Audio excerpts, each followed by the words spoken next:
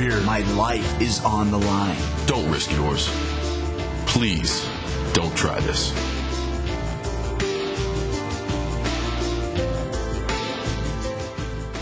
Hello and welcome everyone to another Comic Movie Marks video. This episode, we are going to talk about some toxic and misinformed journalism.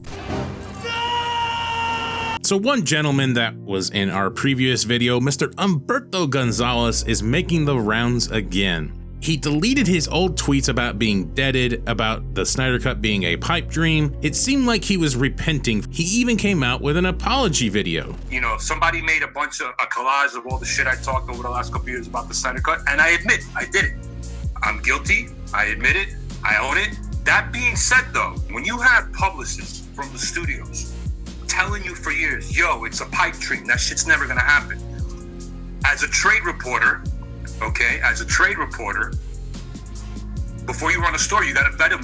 You gotta vet with, with the publicity. And if that's what they're telling you, that's what I'm relaying to you. I'm not trying to blame publicists. I'm just relaying to you guys what I've been told for 3 years. Guess you learned a pretty valuable lesson. Nope. A few moments later.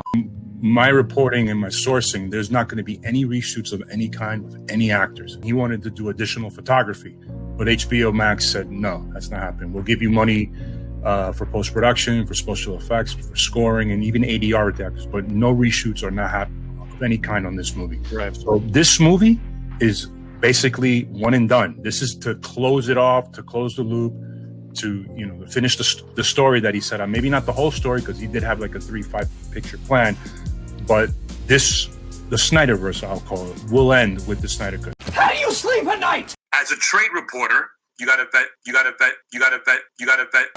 You fucking cocksuckers. But wait! There's more!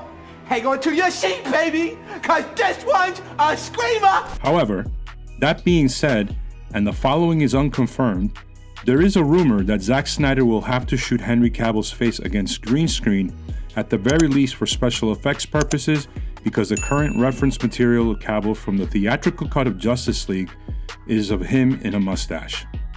90% of the time, I have no idea what the fuck I'm talking about. He states that there will not be any additional photography, no reshoots done. HBO Max and Warner Brothers denied Snyder for any additional photography or reshoots. Zack is actually building it, and it's complex, including, and I don't want to get into too much detail that we haven't already talked about yet, but new effects shots, and it's a radical rethinking of that movie, and it's complicated and wildly expensive, which is of course a number I won't quote, but I've seen 20 million and 30 million, so I'm assuming it's around that. Yeah, I'll just say I wish it was just 30 million and stop there. But yeah, he wanted to do additional photography, but HBO Max said no. Shut up, bitch! And something that makes absolutely no sense whatsoever, apparently for some reason he's gonna have to use Joss Whedon footage and use some kind of special effects to alter Henry Cavill's face onto Whedon footage. Unfortunately, he misses the entire point of the release of Snyder Cut fandom and everything that we were trying to accomplish with this by thinking that any dialogue from Joss Whedon's Justice League will be used in Zack Snyder's Justice League. This is nowhere near the Donner cut. That's kind of what he's using here. He thinks that like Donner had to use some Lester footage to fill his movie, Snyder's gonna have to use Whedon footage to fill his movie. He filmed all principal photography. He has a 5-hour assembly cut, and he's looking to do additional photography. Where in the world would he even fit Whedon footage? Where in the world would Whedon footage even fall in place? This is not a Lester Donner thing. Donner wasn't able to finish all of principal photography, so he wasn't able to assemble his original vision. Snyder filmed his vision. There is no use for Whedon footage. This sounds like some weird thing that somebody heard and they've completely misunderstood. It doesn't make any sense at all. And then when he talks about the additional photography, another thing that doesn't make any sense, because even in the Hollywood Reporter article, the nice little fluff piece that they put out about all this, it even says Snyder also spent April of this month reaching out to sizable cast, giving them a heads up on the new development and letting them know their services may be needed. He's already dead. Don't forget the film slate that he gave to poster contest winner Victor Koo. He gave that out in February. He was already given the green light to do this additional photography. The stupidest thing about this is if you continue with his video, he actually starts hyping up Zack Snyder's Justice League at the end of the movie and talking about how we're going to see Martian Manhunter in the movie. Harry Lennox is Martian Manhunter. He shows the storyboard that Snyder posted on Vero. What he fails to point out is that Snyder even says he needs to film this. Umberto Gonzalez says this will be in the movie. So he would have to shoot additional photography in order to bring that into the movie. He made this mistake before. You gotta vet, you gotta vet, you gotta vet. You're not vetting these people. You're not, hey, maybe they're screwing with you. Maybe they have a vendetta against Snyder. As a journalist, you would think that you would have some sort of integrity in the information that you're putting out there, because it could be very misleading. A lot of people, if they were on the outskirts of this and heard, oh, he's going to use some of the Joss Whedon footage, would just assume, why did we fight for this to begin with? I think your best laid sources when it comes to this is anything written by Cinema Blend's Sean O'Connell or Screen Rant's Stephen Colbert or Andrew Dice. Those would be the people that I would trust. Whatever they're putting out would be the information that I would listen to. Something that I always found funny is that even with the lowest to the highest levels of media, isn't it funny that eventually they all start saying the same thing? Biased and false news has become all too common on social media. More alarming, some media outlets publish these things simply aren't true without checking facts first. Unfortunately, some members of the media use their platforms to push their own personal bias and agenda to control exactly what people think. That's a good precedent to set. Just like, I think this is kind of a dangerous precedent to set. I think there is a weird precedent that this sets, right? Not only... I do think it sets a dangerous precedent.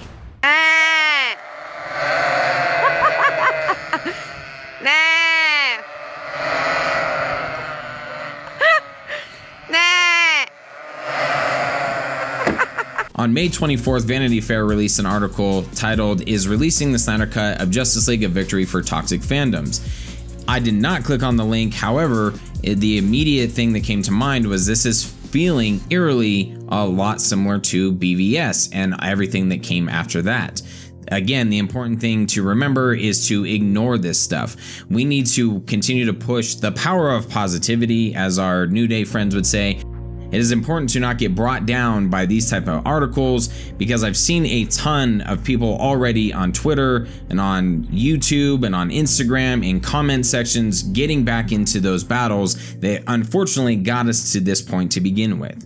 Whatever their vendetta is against Snyder, it's not going away anytime soon. There's already the tweets going around showing the Justice League Ancient Battle Amazonians, where they're wearing a lot less than what the Amazonians in the Wonder Woman movie is, but that's already been debunked. No one just wants to listen to the actresses that worked on that. It was about mobility during the fight sequences. All of them have talked about how great Snyder is and how he treated them, and they worked very closely with Snyder and Michael Wilkinson on the costume designs, so that way they would have the freedom of motion to do the stunts. People always ignore that because they don't want the real truth, they want their altered, agenda-driven truth. Let's learn from what happened with BVS. Let's join in unity and share the positive information that's coming out, the positive, accurate information that is coming out. Be thankful that we have the Snyder Cut. Don't even give these people the time of day. Unless you're brilliant like Film Gob and can splice things together, don't even click on their videos. Don't go to the comment section trying to battle. Join in with the positive and release the positive information and the positive videos and the positive articles that actually have accurate information. You think we're all just gonna get on board, hold hands, and sing Kumbaya?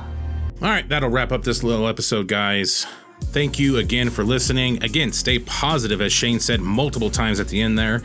Stay positive, positive, and positive throughout this, and don't let the trolls and the people with agenda-based things get to you at all. Here's a quick positive shout out for our Patreon supporters. We do have a Patreon if you are interested, and we thank you. Please make sure that you positively hit that subscribe button and you're positive that you have the notifications coming to your email and to your cellular device. In case I don't positive. Good afternoon, good evening, and a positive good night.